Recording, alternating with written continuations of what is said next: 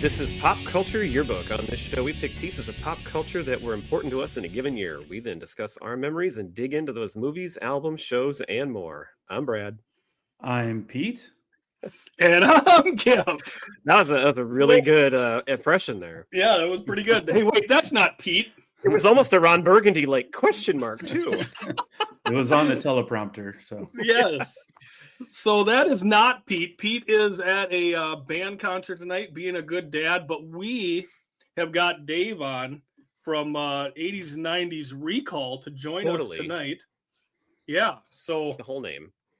Yes. Sorry about that. So we got Dave on. He's how many times you been on with us? Is this third? yeah, it might be 3. Yeah, I think it This might would be. three. I can't remember. We did the big draft once about. I did a draft, and then I We came did a on for a game. game show.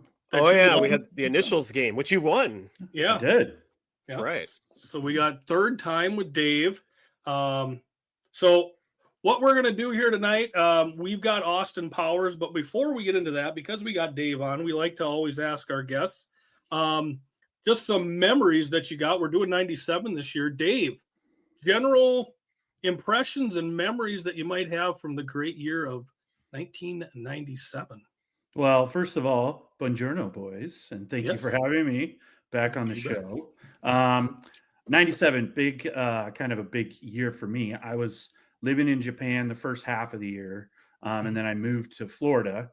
I moved to the Panhandle, which is kind of in Florida. They call it Lower Alabama if you actually go down there. But but actually, the first 2 months while I was still in Japan, they sent me to Alaska. So I was up in Alaska for 2 months on a temporary duty. And that was a good time. It was like -4 most days with like 40-degree winds. And it was light all day. Like it never got dark. Mhm. So it was interesting to try to sleep at night to do that. So, but I had a good time up there. I actually, I went to Pizza Hut. This goes somewhere. Pizza Hut, the first or second night I was there just to pick up a pizza, and there was a young lady working there. It ended up being my age, and so needless to say, I found someone to hang out with while I was there, and I got free pizza out of it. So it Awesome. worked out pretty good. So and then moved from Japan back to Florida. Got down to Florida, and on my way to Florida, I visited my friend in California because I drove from my parents' house in Oregon to Florida, and we went to Tijuana for the night, and that went exactly as you would expect it to go. What does your tattoo look like? I didn't get it. It's funny. We came back across the border at whatever time, and we were fine. We went to the hotel, but one of our buddies that was with my friend, he was gone, and we couldn't find him.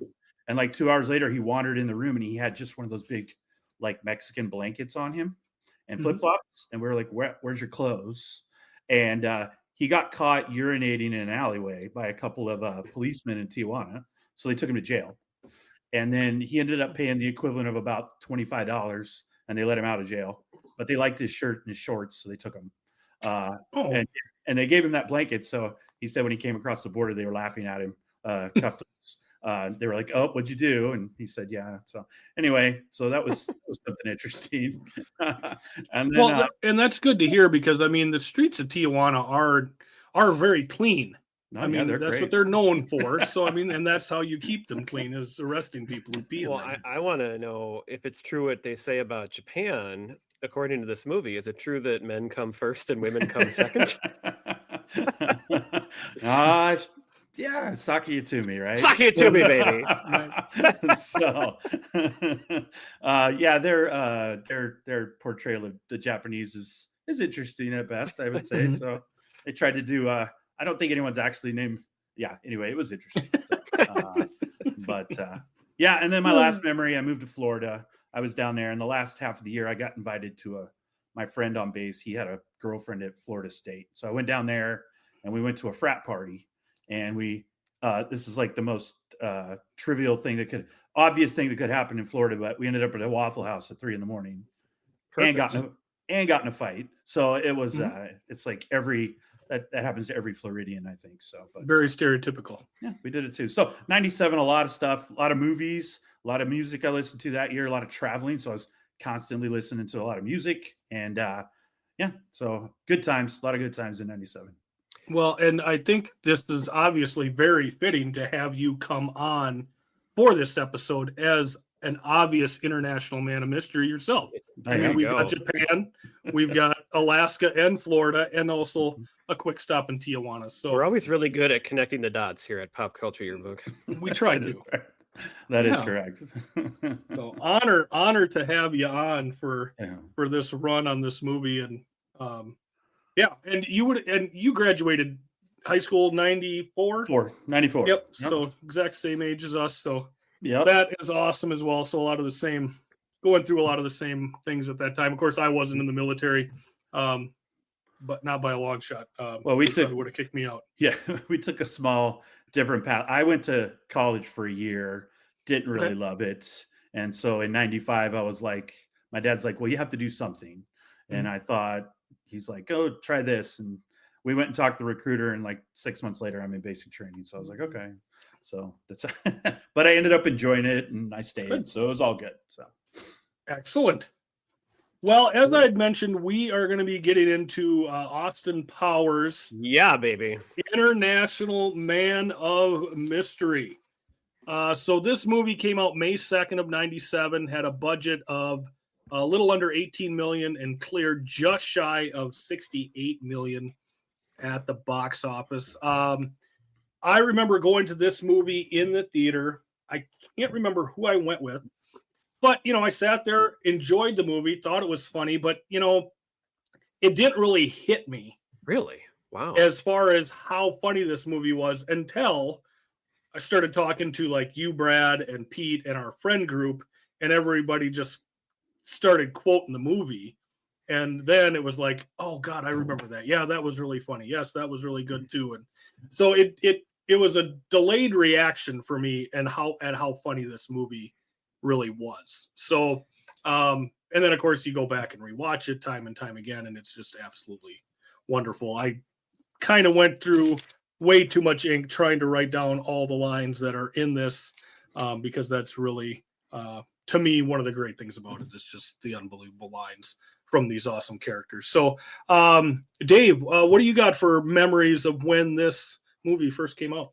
So I didn't see it in the theaters. I think I was traveling when it came out and everything. Sounds but like I got to Florida, and the friend group I kind of fell in with Saturday nights, because Friday nights we'd go out a lot, but Saturday nights we'd recover and stay in and we'd watch movies. And this was a couple weekends in a row. This is one of the movies somebody had, and they're like, oh, we got to watch. It became like a group watch situation. And we'd all repeat all the lines to each other, and we'd laugh and, that's the movie it became. And it's super quotable. We still say, my guest on our show all the time, Kurt, our movie hound, and Rob, we quote each other Austin Powers to this day. And it's not always just Man of Mystery. The sequels also get some quotes from us too, but Austin Powers in general is just kind of a secondary language at times on some of the things we say. So, right. Well, it's just so fun to say them too. Oh yeah. Right. So we do that. Anytime someone's messing around with something else amongst Rob, Kurt, and I, will be like, oh, that's definitely your bag, baby. And so we still do that. We think that's hilarious. So. This was late in our junior year, May 2nd. So we talked about on our previous one, we didn't go home this summer. This was like the first time we stayed up there, but it was still like winding down. And I was in the dorm in the computer lab, either finishing or printing something out late in the day one day. And my roommate for my first 2 years of college, Dusty, walked in, and we were great friends the first year when we were roommates. And then we lived in a group of 4 the second year. And he kind of started talking to other people, and we didn't talk that much anymore, but we were always friends. But he came in, and somehow we started talking, and this was like the first time we'd probably hung out together for quite a while. And we decided to go see this movie that night, just kind of on the spur of the moment. And like, I knew, it looked funny. And so I wanted to see it. And so we decided to go see it. And I'm different from you, Giff, because I don't remember laughing that hard many other times at a movie the first time. It was beyond what I expected. And it was just so unique. It's like this character and the way he talked and acted and this, it was different from a lot of other comedies, even though it's a dumb comedy, but it was still different and unique. Right. And it was just so instantly quotable and memorable. They required repeat viewings. I'm sure I saw it at least one more time in the theater after that. because you had to see it again and you had to like get these things committed to memory because it was so funny and so great. So I loved it right off the bat, and I can remember that first time I saw it. It sounds to me like that was the reaction I had with Dumb and Dumber. Like I remember being in the movie theater and literally falling into the aisle. Well, it's funny you say that, because when we did our Dumb and Dumber episode, I told you I don't remember liking it that much when I saw it in the movie theater. It was like we just totally reversed. Yep. That's one that kind of grew on me more and more as I heard people talk about it. Now it's, one of the funniest things I've ever seen, but I'm pretty sure my first viewing didn't go quite that way. Yeah. So, I mean, obviously we've come to appreciate it. And it is absolutely wonderful. I've got some fun facts here. So this character was one that Myers created for the rock band Ming T. So Ming T is what you see at the end of the movie in the end credits. That was formed with Matthew Sweet and Susanna Hoffs. Well, it's also all the little cutaways, right, too? Yep. When they just do weird stuff. Yep. But that song, the BBC, is a Ming T song. And then it was also inspired by him coming home and hitting on his wife in a British accent. And she thought that was just hilarious. And so I could just imagine him being in his living room at home trying to get some and doing all the funny little dances that he does and, trying to work his magic with this accent, which is just hilarious. Shall we shag now or shall we shag later? Exactly. And I'm always for both. Myself. Well, I sorry to interrupt, but real quick, I heard him on a podcast too once. He said that he grew up, a lot of the comedians in that era, Peter Sellers. I'm not a Peter Sellers guy, but he was Pink Panther and all that. But he thought, wouldn't it be funny if the Pink Panther was James Bond? So that's how he was also trying to like equate those two together. So he workshopping this like character for a little while, trying to figure out how to make it go. So. Yeah, his dad was a big influence as far as that, that was stuff that his dad was watching, introduced him to that pop culture of the 60s British humor. So having all those come together to form this character it's a fun road to go down. It started when he was super young and able to bring it up into this band finally, and now onto the big screen.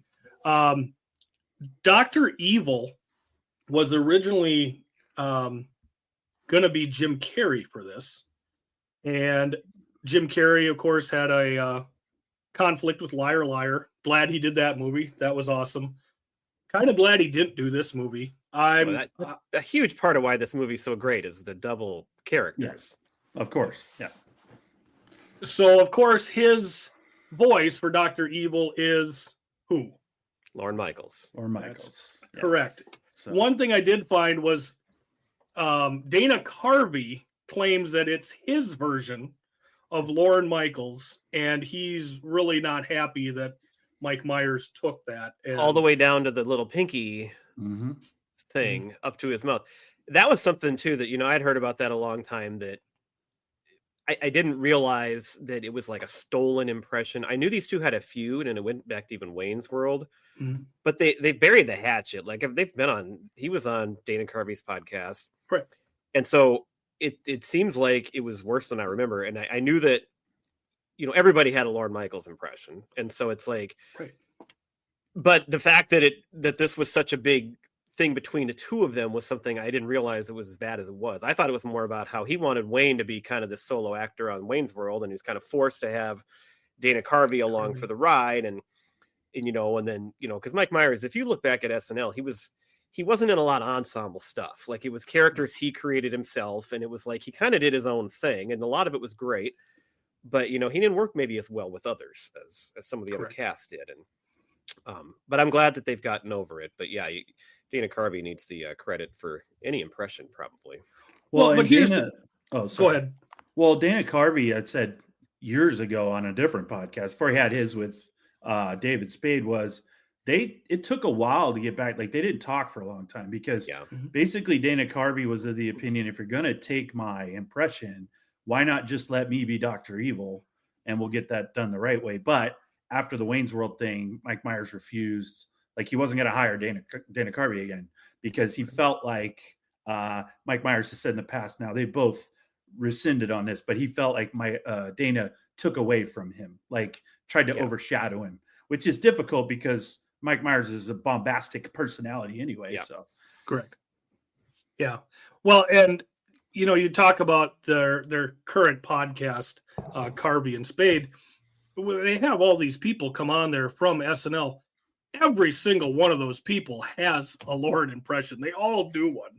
So, I mean, you listen to Carvey's and you listen to Dr. Evil, and it is pretty much spot on. But I don't think it's. I'll tell you. I guess I can understand that he's upset, but it's like, well, everybody did one. I'll tell you the best one I've heard is Rob Lowe, and he's gone on and done his. He almost has the best Lorne Michaels impression, and I've heard the Lonely Island guys. I've heard Seth Meyers, all of them say that Rob Lowe, he could call on the phone and you'd think you were talking to Lorne Michaels. So. Really? Well, and speaking of Rob Lowe, in the UK release of this movie, Christian Slater, Rob Lowe, and Kelly Preston were all in this movie, and she was a Hooters waitress, which might have been a nice scene to have in there. Yes. But Rob Lowe, nice. he was such a serious guy, and then eventually he turned into this great comedian, and these behind the scenes like impressions that like you never saw that coming, but once he got into Tommy Boy and like you got to see a different side of him and made him a lot more likable than he probably was before that. And his casting as number 2, as the younger number 2, is perfect. Yeah. Like that is the ideal casting. And of course, like Brad said, he was trying to do all the straight stuff, the drama stuff, on TV and things. But I mean, then you see him in Parks and Rec, and he's a comedic actor. He's so good at that side of it that, I mean, don't get me wrong, I'll watch him in whatever, but man, is he just a phenomenal comedic actor. So, I've got a couple other things here. So this came out a little later in Great Britain, and the numbers for it weren't great because it came out just prior, or the death of Princess Diana was just prior to the September release. So there's, of course, a scene in the movie where they talk about the prince having an affair, and that's how we're going to blackmail the royal family. And that they also actually already happened. Right. And they took that out for the release in Great Britain. And then, of course, that went back in when they released it on DVD and everything like that. But kind of a touchy point at that point in British history. You guys got any other good stuff? Yeah, I got a couple more. So speaking of, it did well here, but it debuted second to a movie that you need to go watch, Gifford, Breakdown, which I drafted 2 weeks ago. I saw that. Yes. The movie was so good, and so this didn't quite pass that. Susanna Hoffs from Ming T is also married to Jay Roach, the director, and a big part of how this all came together. Mm-hmm. And then I had two other casting ones that one is great. So Rhea Perlman could have been Frau Farbissina, and I mean the lady that does it is awesome. I can't remember, Mindy Sterling, but like that looks like a real Rhea Perlman type character there. The one I don't get is Colin Quinn as Scott Evil. I do not understand how that even was brought up. Scott the Kid, first of all, and Seth Green is awesome, but Colin Quinn, first of all, I can't stand that guy. He was one of the worst things ever on SNL. But how does he fit? I don't get it. So I'm glad that didn't happen. Well, what I saw in the Colin Quinn thing was he was frozen for 30 years. And originally they didn't wait long. They waited like a year, and then they had where they implanted.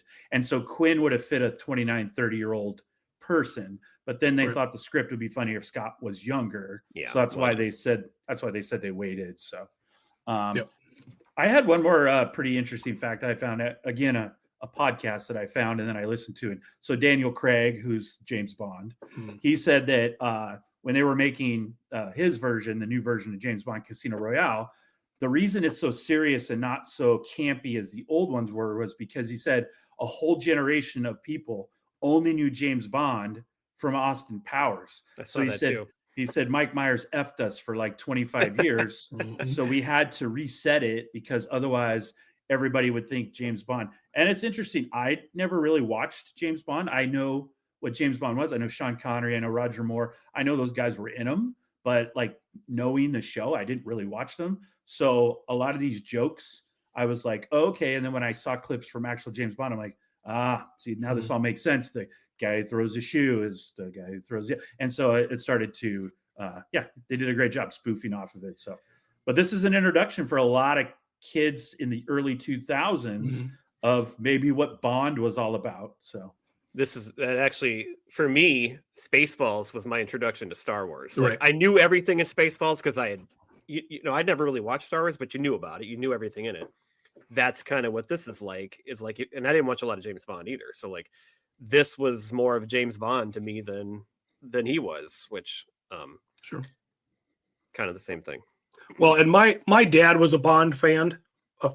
So I watched a lot of Bond movies. So like, I really liked Thunderball and Moonraker, some of the older stuff. So I knew where they were coming from and all of this stuff. I mean, the fact that you have a character named Random Task as opposed to Odd Job, I mean, that was genius to me. And he looks exactly the same. So I was familiar with the source material on this, which for me, I appreciated, I think, a little bit more, even though, like I said, I wasn't laughing hysterically through it, but there was just things in there that I was like, oh, that's really clever. I like how they incorporated that. And it's like, I hadn't watched Bond either, but like, I understood a lot of vagina. Like, I knew the names of the Bond girls, and like, like it wasn't like, what does that mean? Or where is that coming from? Like, I knew enough about James Bond, even without watching it, that you could still understand those kind of references. So. Right. Well, and even when he makes reference to Scott about, like, Scott's like, you're not even going to watch him die. He goes, no, I'll just assume it works. And I know that's how they would do it. Cause through pop culture, you're like, you always leave them alone. And then you're like, oh, they'll die. That'll be fine. But it's not, that's why that seems so funny, because it is ridiculous. And Scott's pointing out the right answer, but they don't want to hear it. So I'm going to place him in an easily escapable situation involving an over elaborate and exotic death. He goes, what? So and expect it all goes to plan. What? What? I did see one other casting thing. I don't know if you guys had it, but the studio actually offered Ms. Kensington, Elizabeth Hurley's part, to Pamela Anderson originally, because they thought that she would bring in an audience. But Pamela Anderson, said no because she thought the script was too silly. So, barbed wire.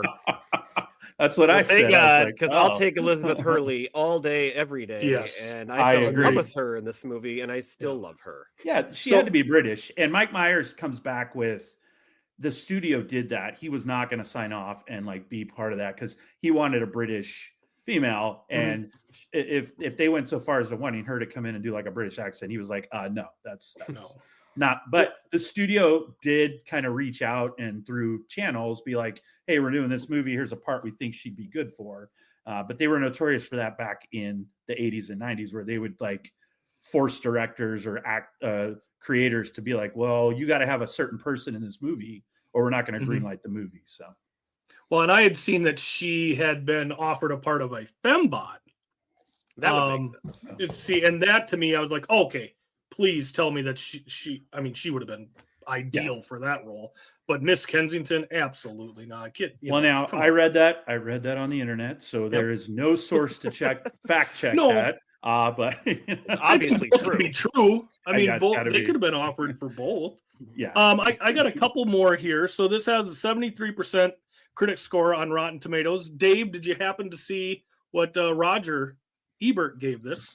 Did I? Upon review? I did not look, but I'm not going to guess that he more than a 2 thumb or something. So 3. He gave it 3. He gave it 3. That's pretty amazing for him. Yeah, he hates comedies 9 times out of 10, especially dumb comedies. So I think he probably thought it was pretty. Did you write what he said? I would bet he likes all the references to James Bond and thought it was witty. And it's like I said, it's unique. It's a different type of comedy, and I could see him because every once in a while he'll like something you don't expect. Yeah, he gets you, but because normally Raj only cares about character-driven, story-driven movies, and anything but outside of that is you're treating me like I'm a moron. But apparently he thought this was funny. So Must have caught him on a good day. that's right. I got two more things, not necessarily a fun fact, but a fact. The random task actor Joe Sun I know is this. currently serving 275-year sentence for the 1990 torture of a woman and the 2017 killing of his cellmate. He was captured in 2008 on the torture charge. Oh my God. This is 1990. 1990. Yeah. He did that. It was the crime that put him in jail the first time in 2008. And then since then, he's killed his cellmate in 2017.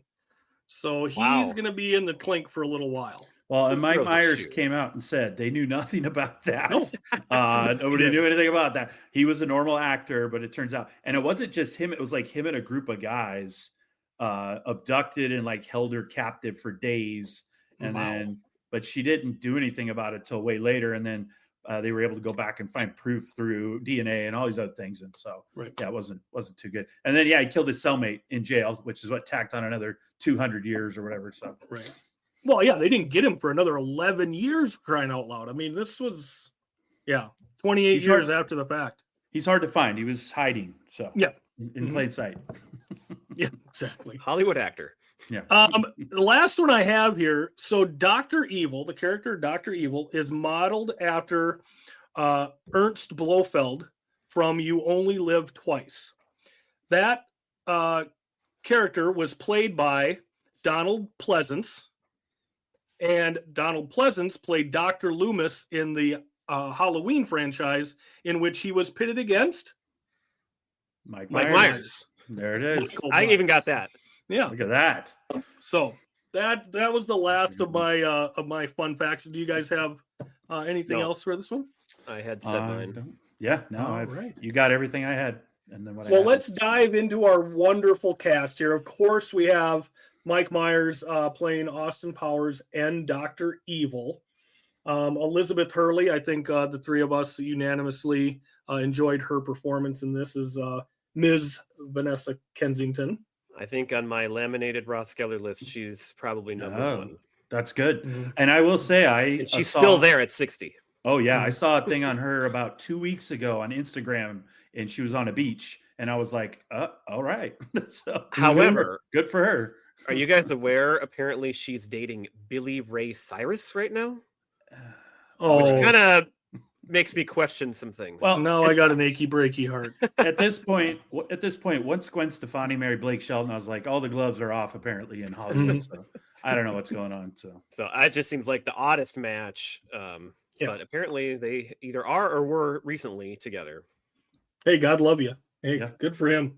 Billy, We got Robert Wagner plays number 2, just a great straight man in this. Absolutely love him. I'm tired of being pushed around. Right. As we mentioned, Seth Green as Scott Evil. I think he is just a rock star in this. That's He the is perfect casting. so good and he's right in the middle of his popularity, right? I mean, he's Yeah. we got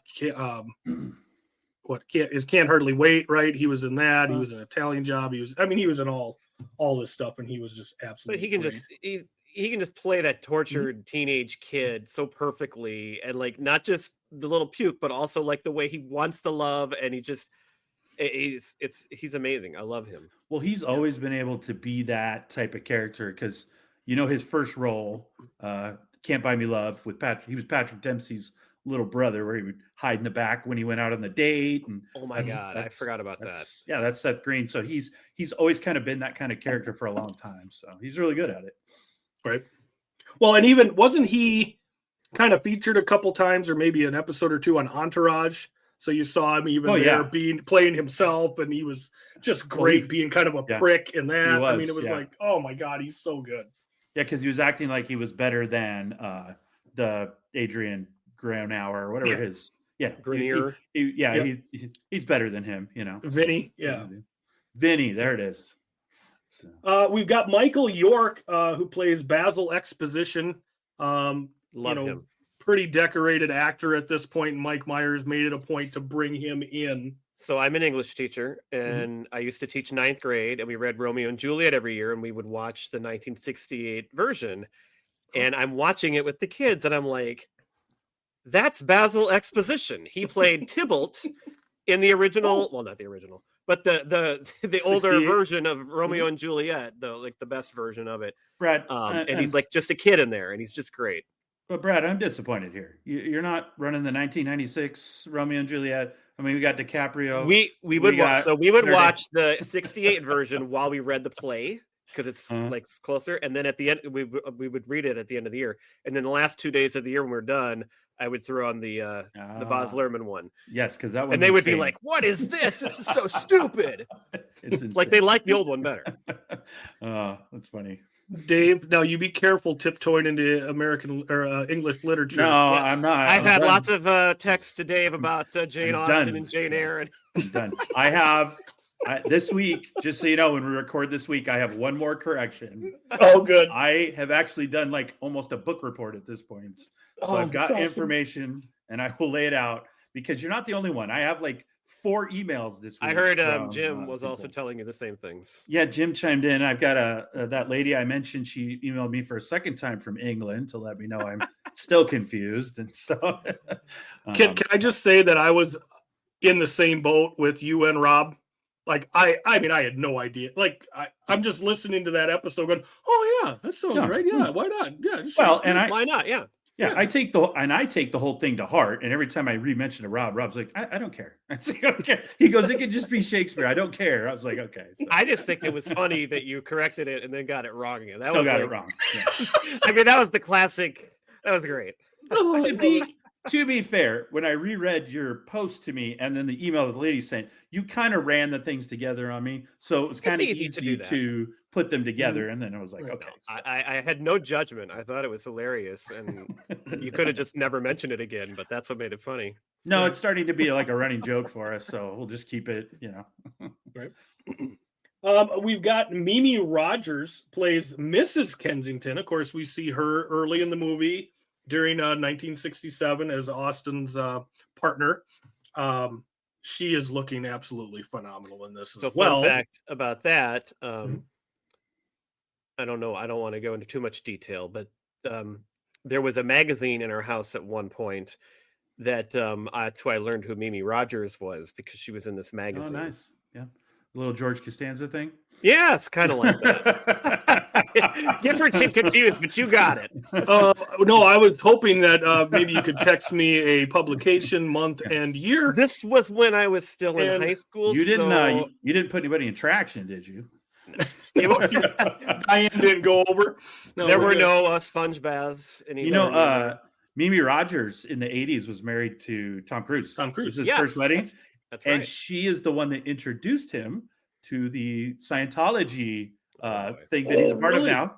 To which she has now left and said is a cult, but she left him in there. So, She left him in there. so she's at fault for Tom Cruise being a Scientologist. So, Well, and then Tom Cruise he's playing Austin Powers in the beginning of the second movie.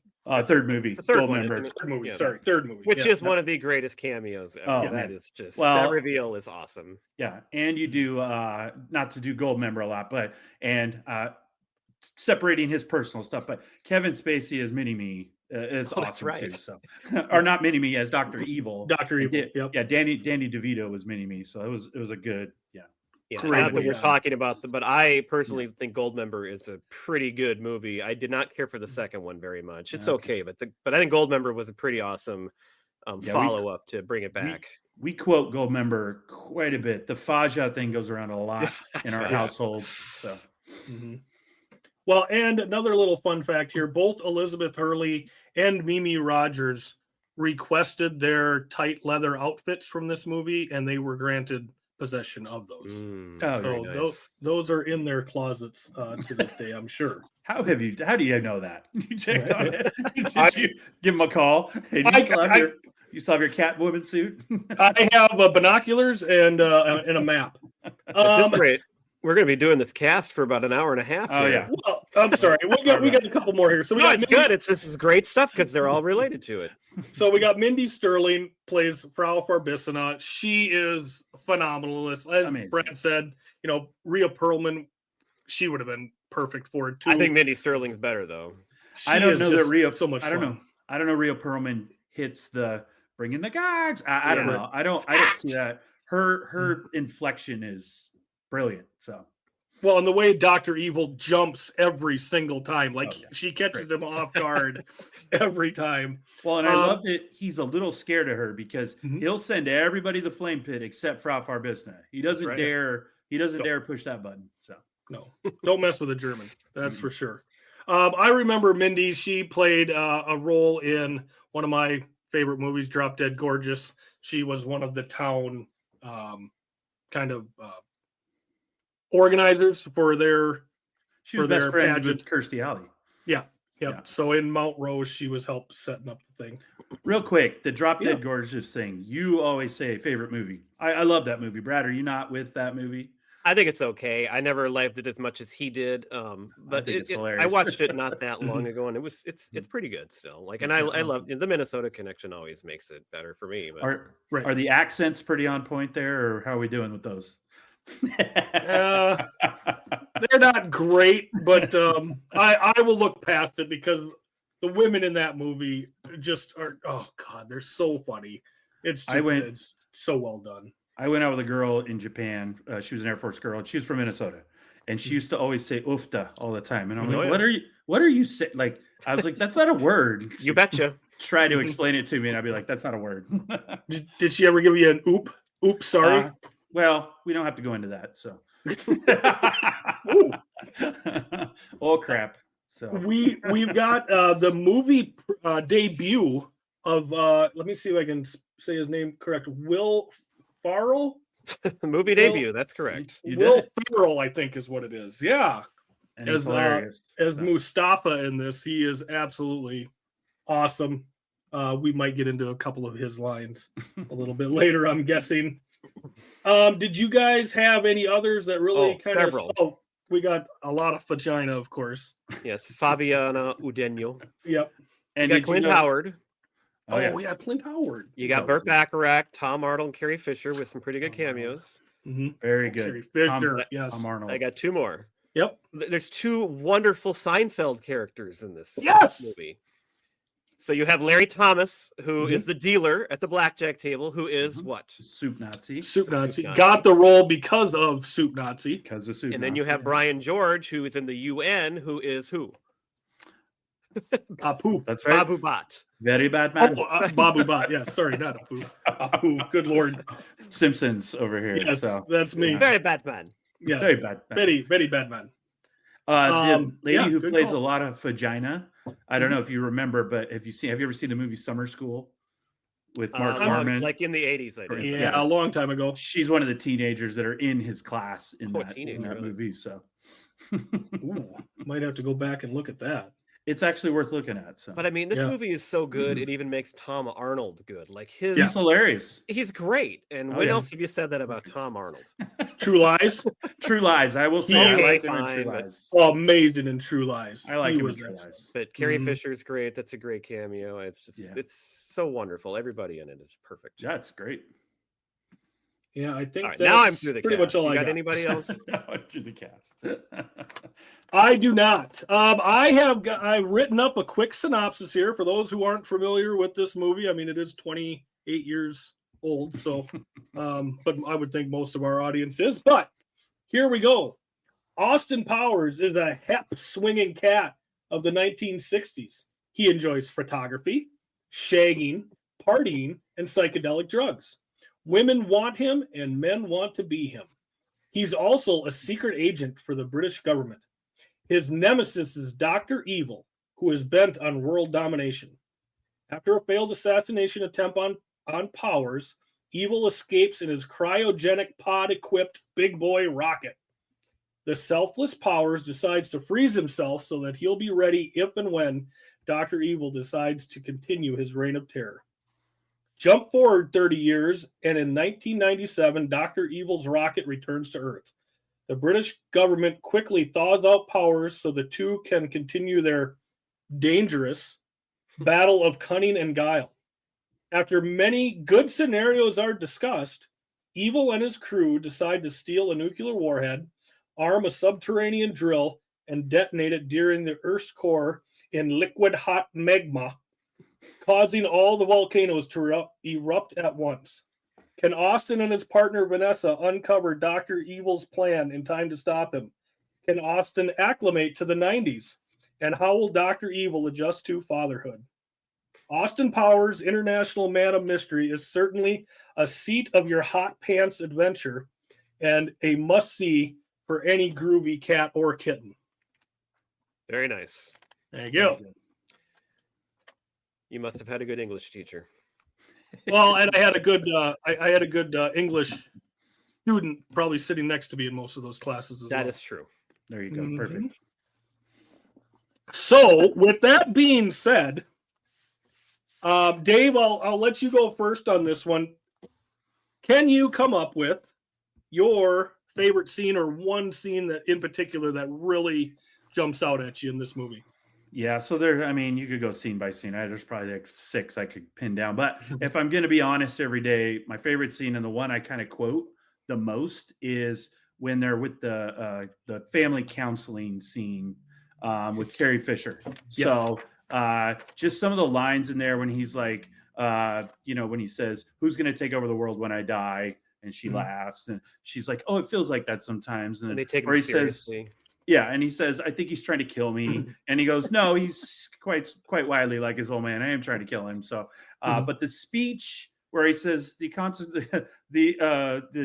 my life is quite inconsequential, and he says that he was born to a boulangerie owner who had I love the part where he says he invented the question mark, and then he says he accuses chestnuts of being lazy.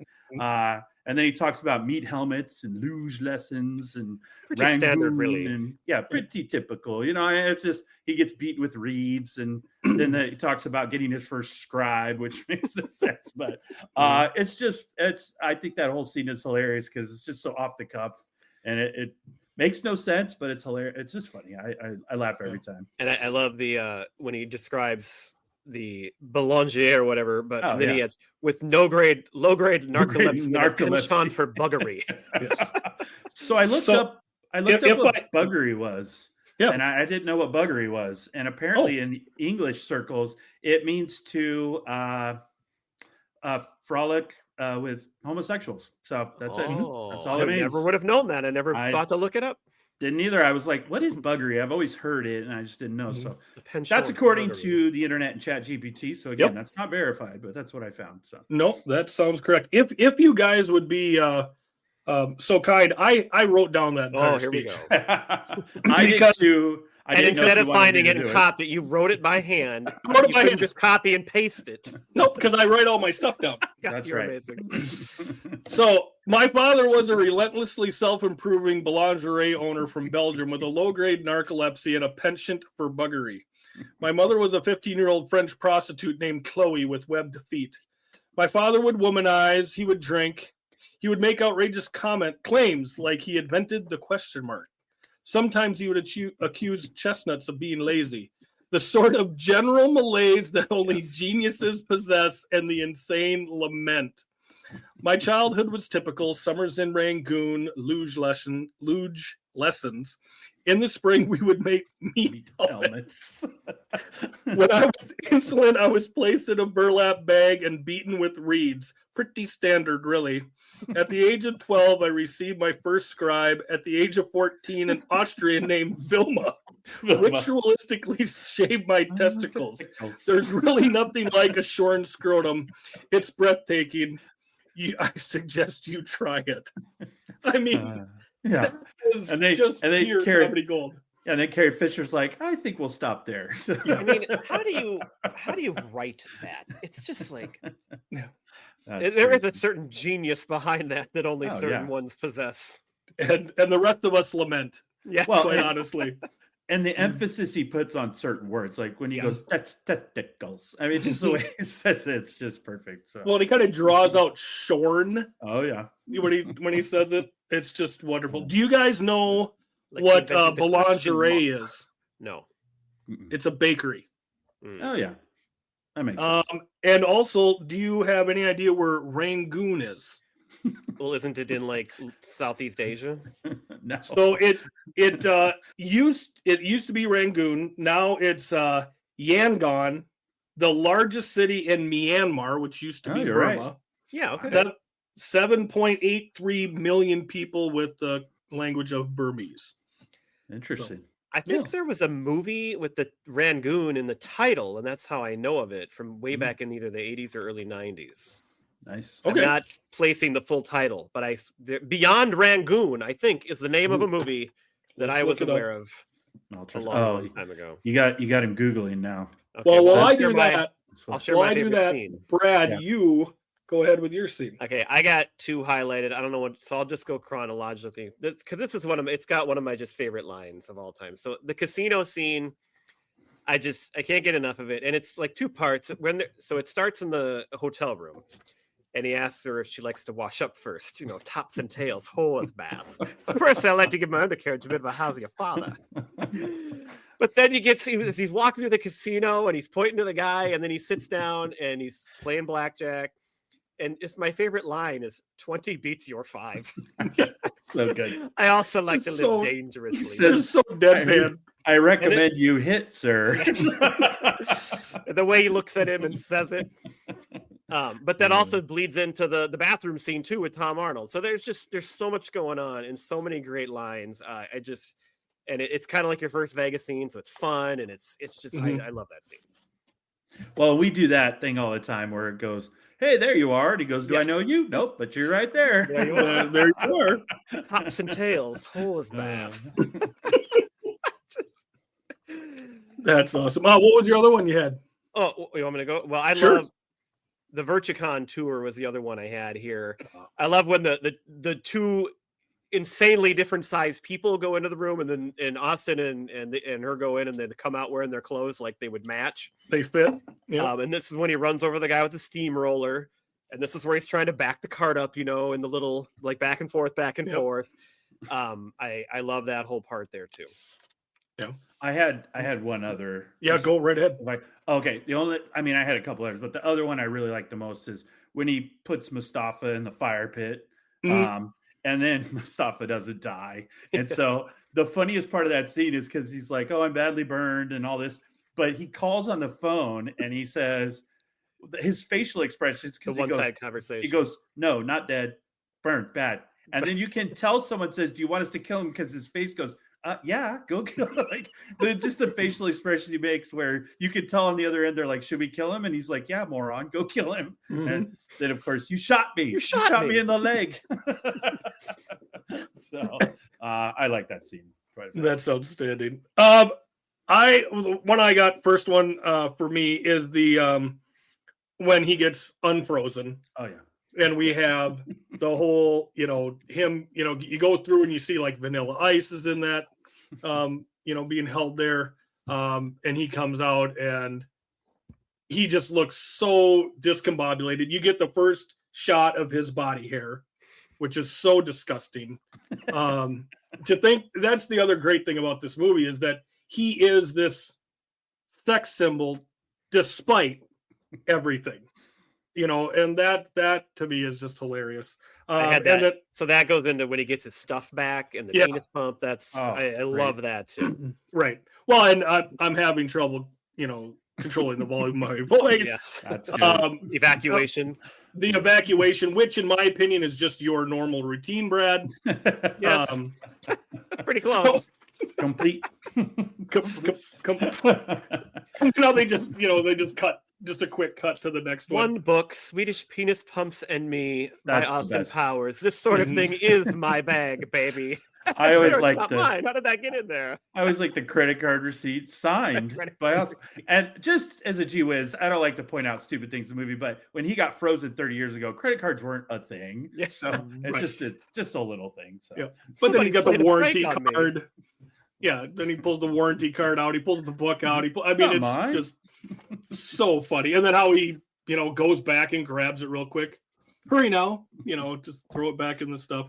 Well, Dave, yeah. I'm going to call bullshit on your favorite scene Okay. because as we learned in a recent episode, after Juliana Hatfield's Universal Heartbeat video, I would think the fembots coming out in baby doll dresses to seduce one Austin Powers would That's be true.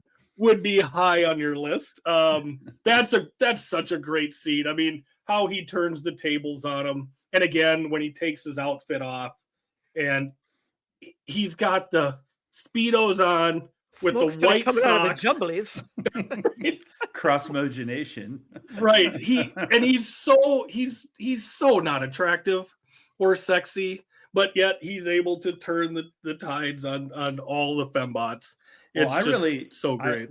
I really like the first time they show the fembots and Dr. Evil sees them, and he Mhm. makes that. It's just a quick joke, but it's so clever and funny when he goes, I like a girl of that caliber. Yeah, I don't know. I always laugh a lot. But then I when love how he hear has to him. explain it. Yeah, yes, that's By the best caliber, part. I is mean double caliber, meaning, yeah. the quantity of their character and the size of their gun barrels. That's what's so funny about it.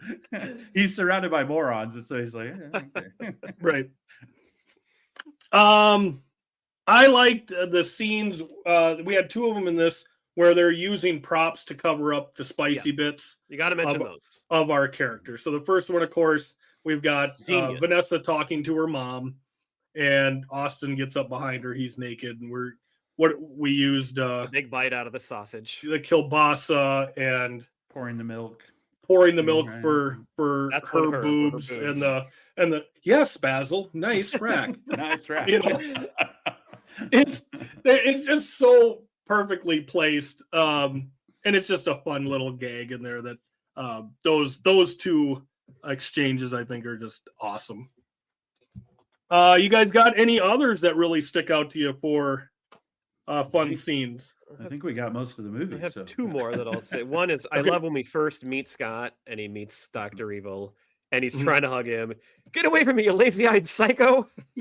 How does he know the Macarena? Just for G. I was wondering that all along too. It was good to explode, so that was right on the cusp of it. So end of 97, 98 is when Right. Macarena really hit. So somebody must have saw Well, it Macarena somewhere. was big in 96 because Six, at yeah. my sister's Oh, was it wedding, 96? So, yeah, all he had to do was Oh. learn it. But I was gonna say I they thought it was even reanimated after him. the movie. Yeah, they reanimated Dr. Evil and say, "Hey, you got to watch this." but I would add the fembots, but the whole Dr. Evil's lair. The line that I read earlier that Dave brought up about the easily escapable situation. But this is where we get the sharks as the laser beams Mhm. and the preemptive to Scott and then he tries and then Austin makes all the jokes about not a good time to lose one's head. Right. That's It was She's very just- headstrong. Mhm. Okay, that's enough. That's enough. But and then there's I get it, I have bad teeth. Mhm. The whole escaping, it's great. So Well, and I love that all the exchanges with Scott are great because, like, twice you have him come out of his room and you just hear music blaring, yes, just like a and then kid. and then the door closes and it goes away. That's awesome. And then when he's chastising Dr. Evil for not just killing him, he's like, "I got a gun in my room. I'll go get it. We'll kill him together. It'll be fun." Like he's actually trying to, like, connect with his dad. Well, He does such. I a love great too. job. I love too the Frau's protecting him because when he Mhm. tells that story about they were speaking Paris talk or whatever, and he goes, "That's pretty much how you want to live your life." And he goes, "Okay." And he goes to hit the button, she slaps his hand. So Mhm. Yes. And then the look that her and Scott exchange oh yeah, is just priceless. Yeah. He's like, yeah, absolutely great. Let's see here. Well, let's get into some of our fun lines. Any in particular? Obviously, I went through the whole spiel at the therapy session. Anything jump out to you guys? I got a good long one that I had to stop and write down too. Okay, let's hear it. As long as people are still having promiscuous sex with many anonymous partners without protection, while at the same time experimenting with mind-expanding drugs in a consequence-free environment, I'll be sound as a pound. Yes. Yeah. I mean, it's just so good. Oh, He it's just so kept good. adding the adjectives to everything, more and more ridiculous there. And it's more and more wrong the more Yeah, adjectives. right. Which it's in '90s, so it's Mhm. ridiculous. It is. I've always been a big fan of it's Dr. Evil. I didn't spend 6 years in evil medical school to be called Mr. Thank you very Thank you very much. much. I got that one too. I do like that. And we, me and my Kurt and Rob, to this day, we do the Margaret Thatcher naked on a cold day thing Mhm. for funny stuff. So no reason, just we think it's hilarious. So Right. I got a couple here. One they always use on the morning show I listen to is not a lot. Like Yeah. I've heard that drop a million times, and then that leads right into how'd this get in here? They're in the hotel, and he pulls out the penis pump. Honestly, it's not mine. That's awesome. And then Brad talked about the casino scene. One line that's always caught me is when he goes into the bathroom behind number 2, and he comes in and he sees the attendant, the blind attendant, and he just comes in and goes, "Have you seen? You haven't seen anything at all." I mean, just the way he pauses and goes right into it. I love it. it. It cuts me up every single time he says it. Oh, Well, and Didn't happen I to see still anything at all. anything at all. I still like when again they have him for dinner and he just said, "Scott, you just don't get it, do you?" Because when he tells him, "Let's go shoot it," he goes, "You just don't get it. This is not how it works." And honestly, the part about where he goes, $1 million, everybody just stares at him like that's not very much money, Right. And he feels so good about it. Like he really thinks he really put an exclamation point on his plan, and it just falls flat. And then number 2 says, "We make $8 billion annually from VirtuCon." And he goes, he goes, $8 billion. That's a lot. Right. Mm-hmm. One of my favorites that's not one of the obvious ones is when she asked if he used protection with only pirates use those. And she says, "Not in the 90s. Well, they should, those filthy beggars. They go from port to port." Yeah. But he says, when he says, "I had my 9mm automatic." Mhm. Yeah. She used a condom. I shagged her rotten.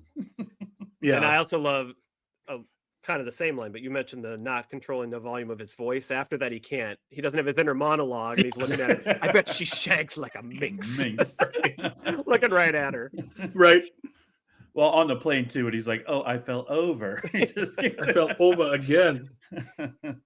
This is me in a nutshell. Yeah. I probably use that fell over one more often than I'd like to admit. I would assume. And then the whole, if you didn't see anything at all, there's other ones where he pauses too. "I won't bite. Hard. I never forget a pussy." Got that in. Those are good. So he does that same thing when you were telling your scene about the top and tails, horse bath, all that. He does that on the plane too, where he's like, "I got to check out my wedding tackle, my twig and two berries," and all the things. So. Yeah, he's always got the fun little nicknames for it.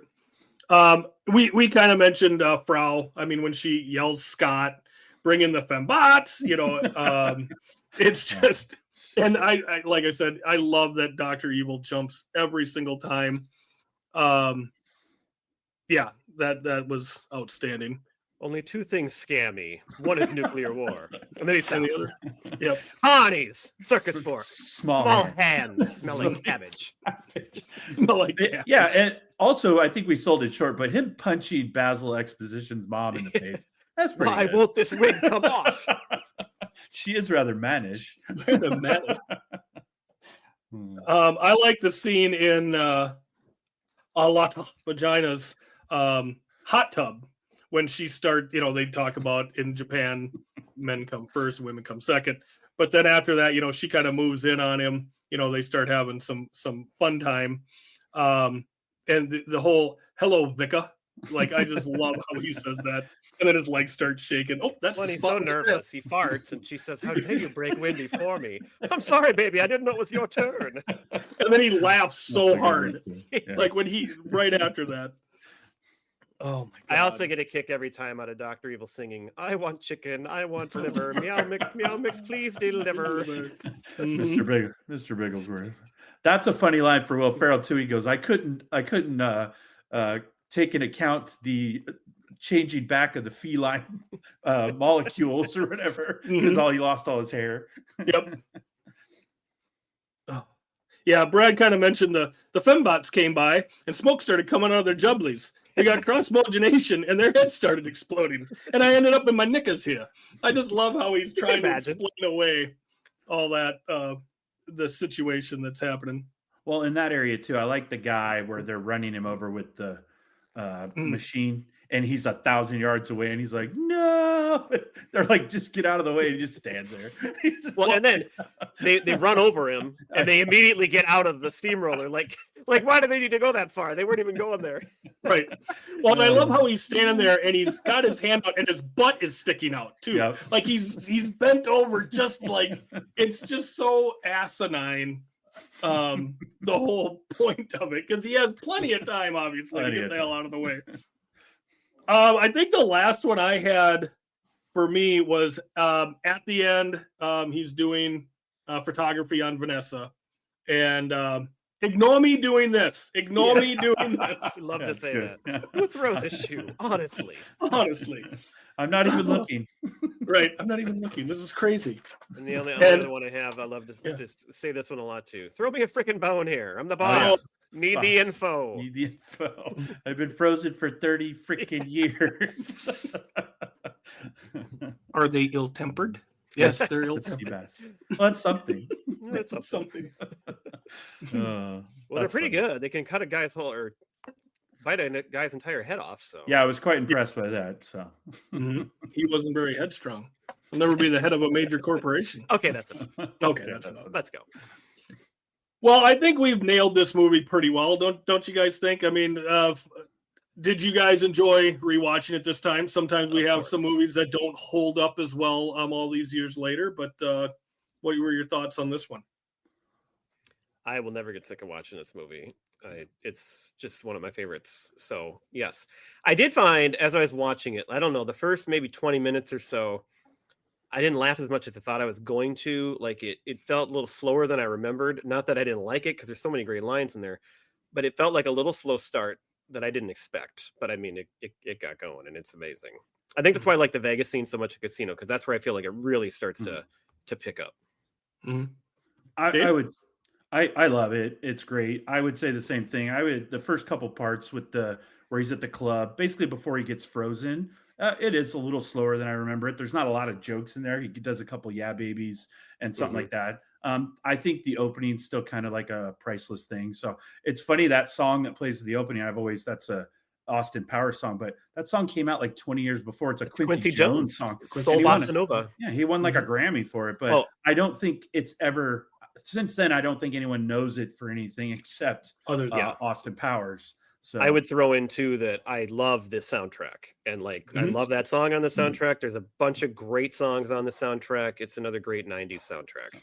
So, but I love the movie. I will say I could see, because like my son watched it with me. They've seen it since they were younger, so they love it. But as younger folks now, they could watch parts and think it hasn't aged well. The part where he's constantly trying to kind of mount Vanessa could view problematic nowadays, whereas for us, we just thought it was a funny one-off or something like that. So a couple of the jokes, if you're not from the 90s, the Macarena joke doesn't make sense to a certain person.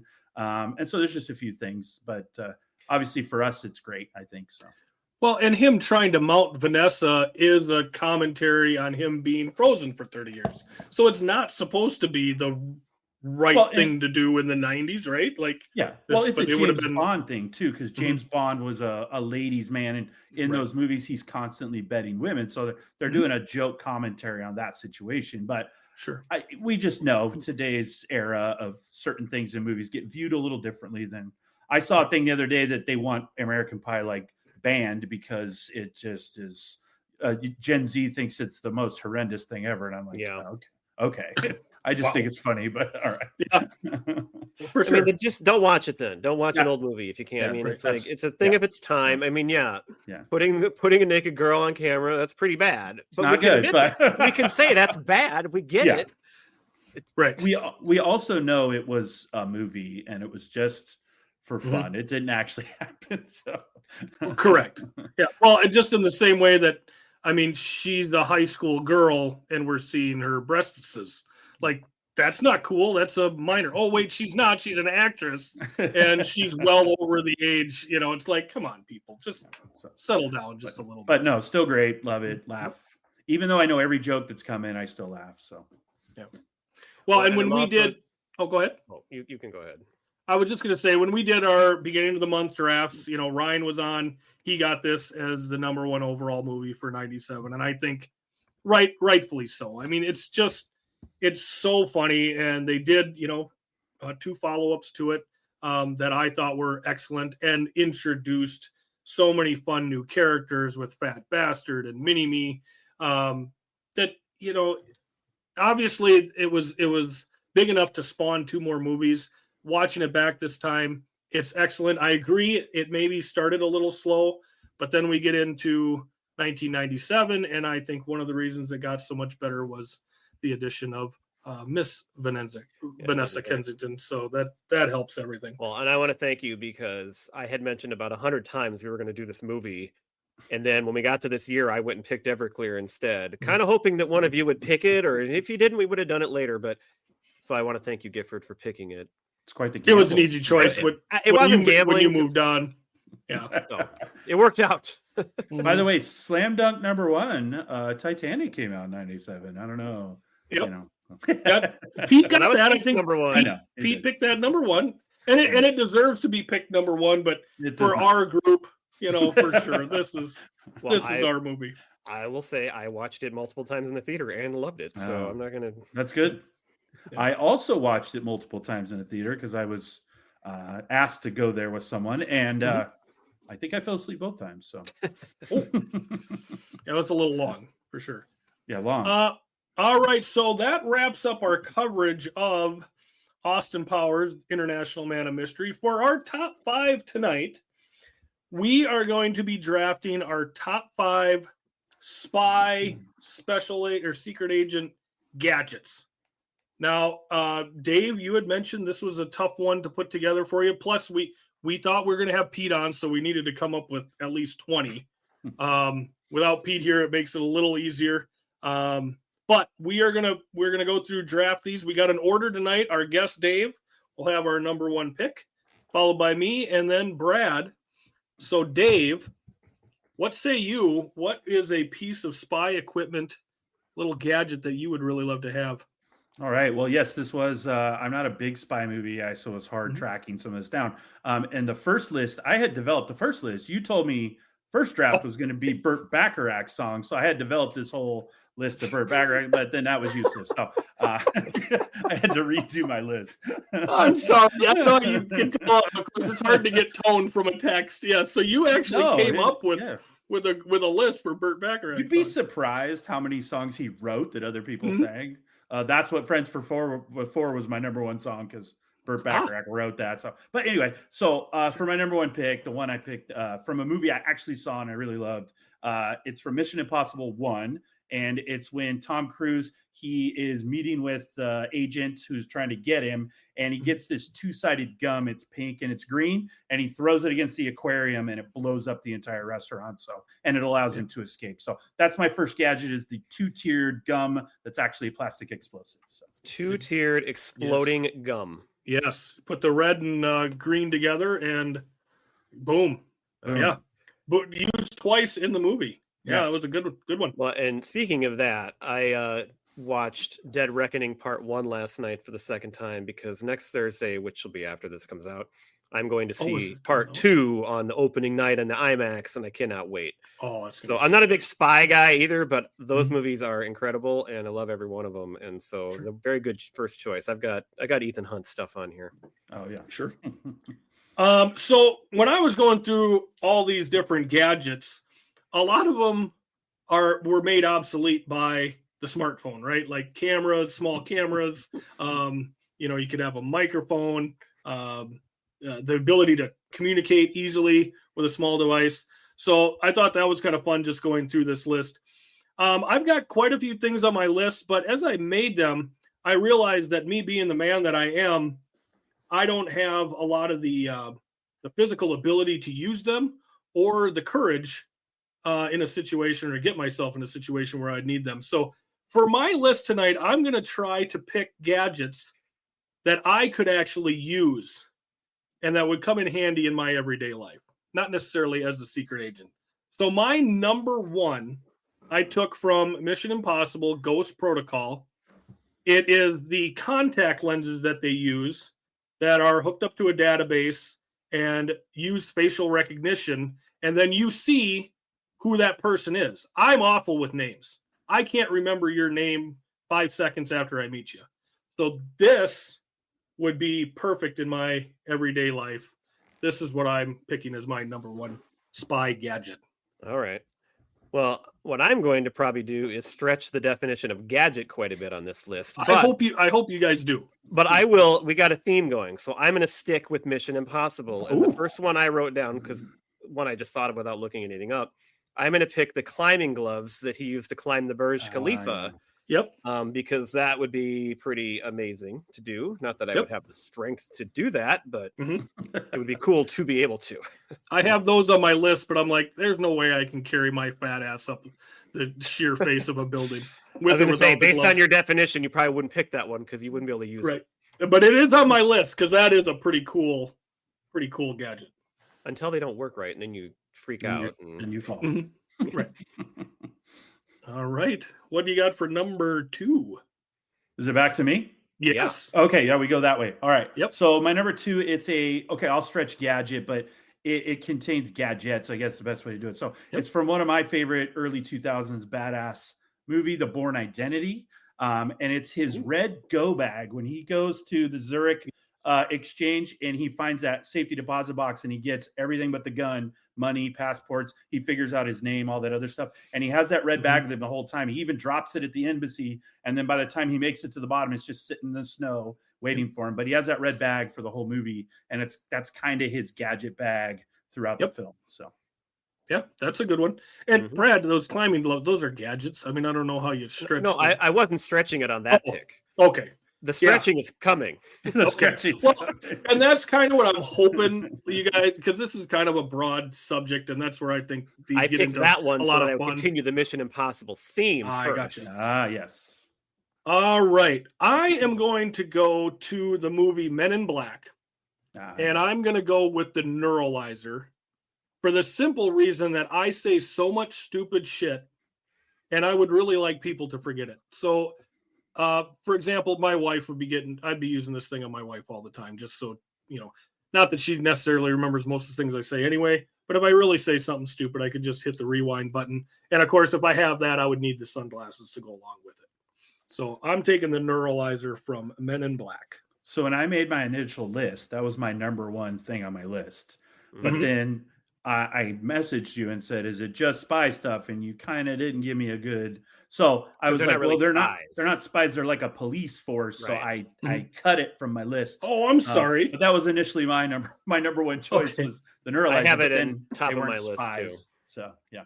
Oh yeah. Spy, secret agent. I'm sorry. I should have specified better. That was my fault. Now I'm going to start stretching it.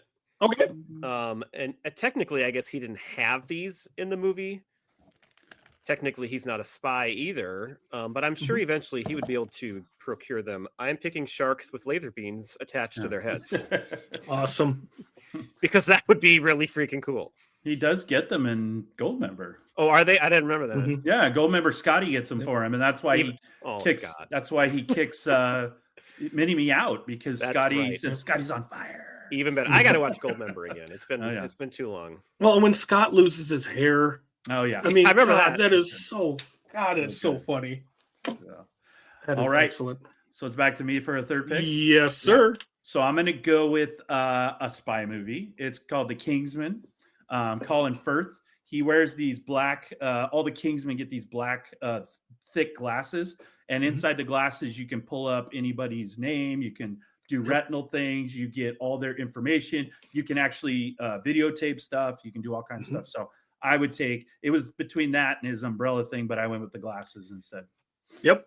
That's Kingsman glasses. Should I describe that any more than that? No, they're pretty much standard issue.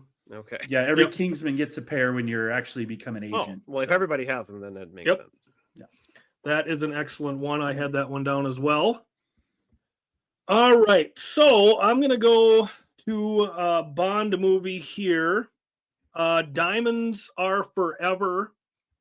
There is a slot machine ring that you put up against a slot machine. It's got a magnet in it, and it makes the slot machine pay out money. So again, I don't need to be running after people, jumping cars, riding bikes. I just walk into my local casino and it's payday.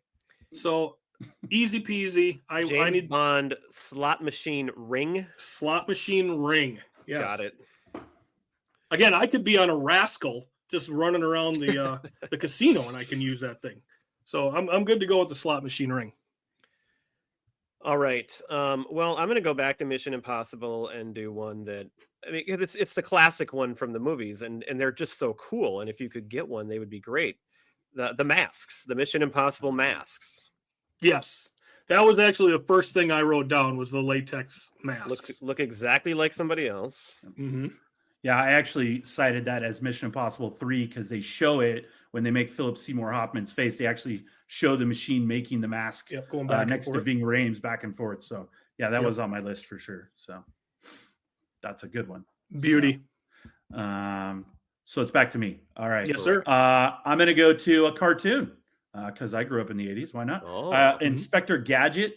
When I was a kid, I always wanted that propeller that popped out of his hat so I could fly anywhere I wanted to. So I'm going to go with the Inspector Gadget propeller out of his hat. So good deal. Inspector Gadget propeller hat. I like that one. Oh, God dang it. I wrote in the wrong one. Uh-oh. Okay, so I think my fifth pick is safe. So I'm gonna go with the Kingsman here. And I don't know which one. I think I'd get more use out of this one. I'm gonna go with the signet ring. And you just get to electrocute people. So if somebody's being kind of a prick, like, again, easy peasy. It doesn't take a whole lot of effort on my part. I can just shock them with like 50,000 volts just to, neutralize a situation. So I'm going to go with the signet ring from the Kingsman. All right. I will go to, well, I'm going back to Austin Powers again this time. I'm going to take the Fembots. Ooh, take them all, huh? That's a gadget. That's just, yeah. They're going to play with your gadget. Right. I like girls, women of that caliber. So is this my last one? Yes, sir. Okay. Oh, I actually have quite a bit left, so it's hard to decide what the last one is, but I guess we'll have a few.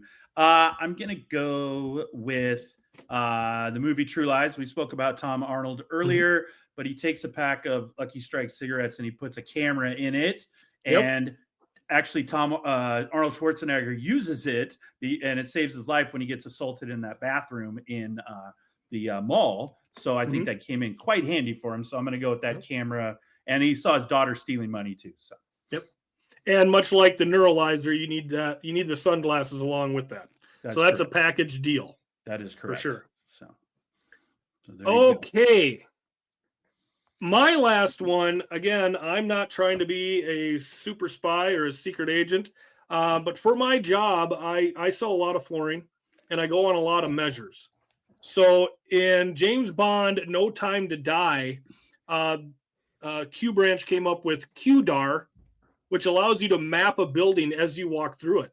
So I'd be able to be doing measures just like that. I'd just walk through the building and go back and I'd have all my measurements. So to me, that's a QDAR. QDAR.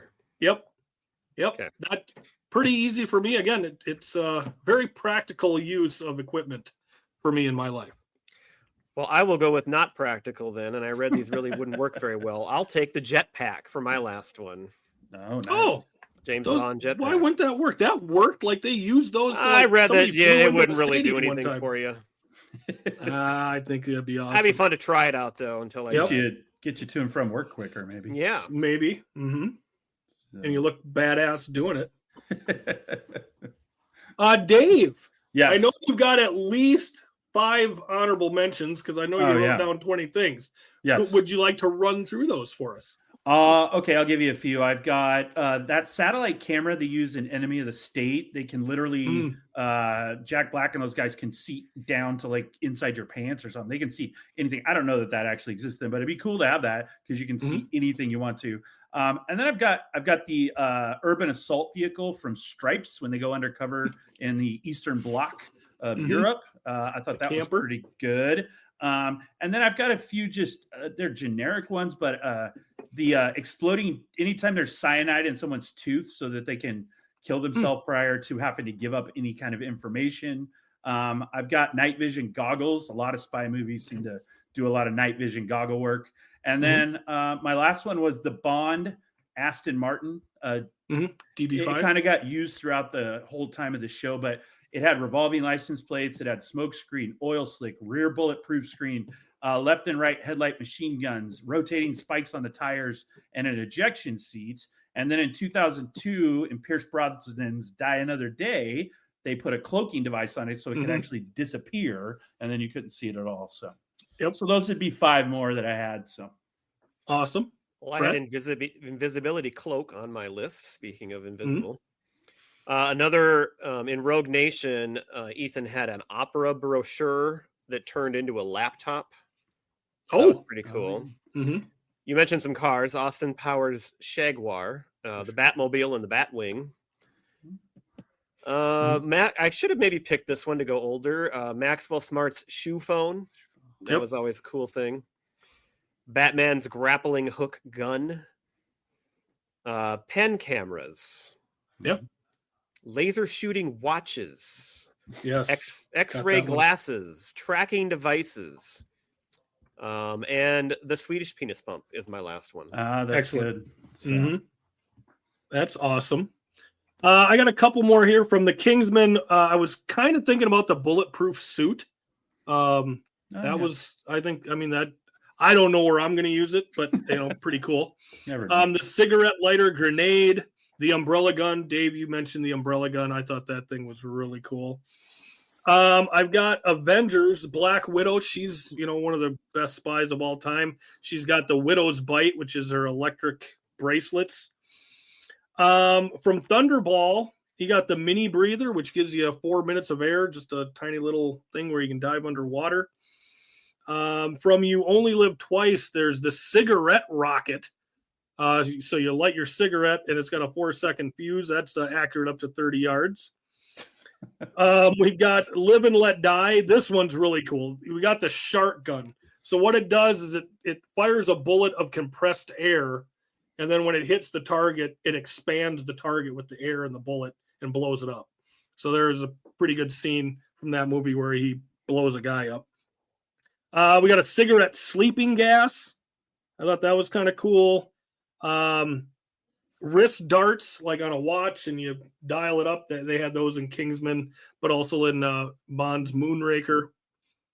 And I think that's all I had on my list. So excellent list to have there. I enjoyed putting that together. I didn't really have vehicles. I think they're still awesome, but I like more pocket-sized things or things of that nature. Makes sense. But Dave, Gifford didn't ask you to share about your show at the beginning. Oh, sorry. Tell the We audience do that at the beginning and the end. the name of your show and anything you want them to know about it again. Hopefully they know you already, but I was gonna say I've been on here. They probably, those that want to know probably know, but yeah, totally 80s, 90s recall. So we do everything from the 80s and 90s for music. We do movies. Sometimes we delve into some just different pop culture stuff. We've done cartoons and things. So I don't know when is this episode supposed to debut? This would come out at the end of May. So whatever. Yeah, last Monday. Memorial Day, I suppose. Yeah. So in that case, the episode, because you come out a day before we come out. So listen to this one. And then the next day you can tune up ours, and we will be debuting our review of the 1994 album Ill Communication from the Beastie Boys. So Ooh, nice. That's a good one. We'll be doing. So yeah, we'll be doing that. And the week before, we're debuting the movie Mallrats. We're doing a review on that. So yes, a little bit of some 90s nostalgia during the month of May for us. So Brad, you happened to mention Mallrats. Didn't you just watch it recently? A few months ago. Yeah. I've always loved that one. That's such a fun. I love it. And Kevin Smith is just great. Yeah. Everyone I've met, it's either a love or it annoyed me. So that's kind of the side of the fence people land on. So I think if you were in the middle there, I got you. I think if you were there in 95 and you hit it at the right time, it holds a lot of nostalgia, and I think it's hilarious. So. I Sweet. think the I think writing's quite I clever. was excited to go see it. I think it just didn't measure up to Clerks. I loved Clerks so much Yeah. that I think that's why. I mean, I liked it, and I liked it better the second time, or not, but this last time, like it's better than I remember. Oh yeah. But yeah, I think I just was so on Clerks that I couldn't give it a fair shot. But I love that it was filmed in the Eden Prairie Mall, right Yep. here in Correct. Minnesota. That is That's right. Mhm. They got a tax break. That's why. So. Excellent. Hey, Well, Gifford. Oh, hold on one second. Oh. We got some Oh, work that Pete's needs not to be here to done. do it. We are closing the yearbook on Wow. 1997 right now. So thank you, Dave, for helping us yes finish thanks, Dave. off this fine month.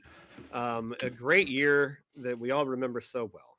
I could have fed you that info. You didn't prep me for that. So That's true. We should I'm have the- done. I but thought about it. I am the Pete, so I should have known better. I've heard him do it many times. So And next week or next month, we're going to have kind of a oh my god, Oh a boy. hodgepodge of things, Giff. Mhm. We're Grab going to bag. hopefully, we're all going to be going on some trips, and we're going to have a hard time recording things. We're going to be probably take a little break in the middle of the summer, but next month we're going to hopefully get some episodes with some guests on, Mhm. one that we've had on before, and some that we haven't, to hopefully bring in a little bit of new blood as well. Correct. Yeah. So a it's gonna be variety fun. of topics. Yeah, we got 5 Mondays in Games. June that we're going to have to fill, and I think we've got a good plan set. So it's just a matter of we can get them all recorded before we head out on the road or in the And- air if we repeat. and in June, Giff, you'll be joining us on our show. So That's right. a little Looking forward preview to for it. your fans. Mhm. So I hope you'll be okay because Brad and Pete won't be there. So I'm a little It's gonna jealous. be- it's going to be It's the tough. first time that either one of them has gone on a show without me, but you've gone on shows think without you- them. but that's because I'm Yeah. willing to, and they never. Well, and he's the mature one. He's well gotcha. spoken. I I mean, he's understand. a little more prepared. He's an adult. Yeah. So She that's- can is do the those things. sexy one. Right. Yep. Exactly. Giff, that's why you fit onto our show a little better because you're a little more, all over the place and a little Yeah. unkempt. So that works better. All over. For sure. And I appreciate that characterization for sure. Yeah, it's perfect. Yeah. So, hmm All right, hey Gifford, Hey, what? do you know which band is Everybody's Bag Baby? That is that's going to be Preacher Row. I Nailed believe it. that is correct. And, Yeah, baby. And I got one more thing. Dave, fancy goodbye. no fancy goodbye. All Oh, right. behave. Well, thank you for listening, everybody, and thanks, Dave, for coming on. Thank you. Thank you.